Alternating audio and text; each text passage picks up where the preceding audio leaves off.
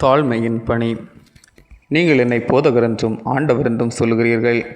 நீங்கள் சொல்லுகிறது சரியே, நான் அவர்தான். ஆண்டவரும் போதகருமாகிய நானே உங்கள் கால்களை கழுவினது உண்டானால் நீங்களும் ஒருவருடைய கால்களை ஒருவர் கழுவ கடவீர்கள். நான் உங்களுக்கு செய்தது போல நீங்களும் செய்யும்படி உங்களுக்கு மாதிரியை காண்பித்தேன். யோவான் 13:13-14-15. ஒருவர் காமராசரிடம் எனது மகளின் திருமணத்திற்கு வரும்படி அழைப்பு கொடுத்தார். அழைப்பை பெற்று சற்றும் யோசிக்காத காமராசர் நான் வரமாட்டேன் என்று சொல்லிவிட்டார். அந்த நபரும் வருத்தத்தோடு சென்றார். அதோடு பதவி பணம் கண்ணை மறைக்கிறது. பதவியும் பணமும் வந்தால் இவர்களுக்கெல்லாம் கண் தெரியாது என புலம்பிக் கொண்டிருந்தார். பணக்காரன் வீட்டிற்கு என்றால் செல்வார் என்றெல்லாம் புலம்பினார்.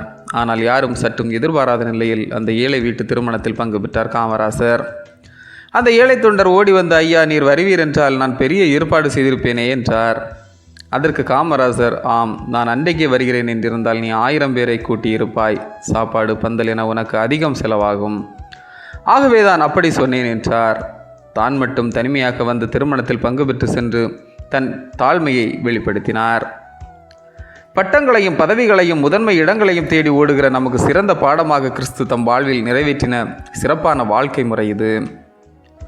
ஆண்டவர் இயேசு கிறிஸ்துவும் தம் சீடர்களின் பாதங்களை கழுவி தாழ்மையின் பணியினை செய்தார்.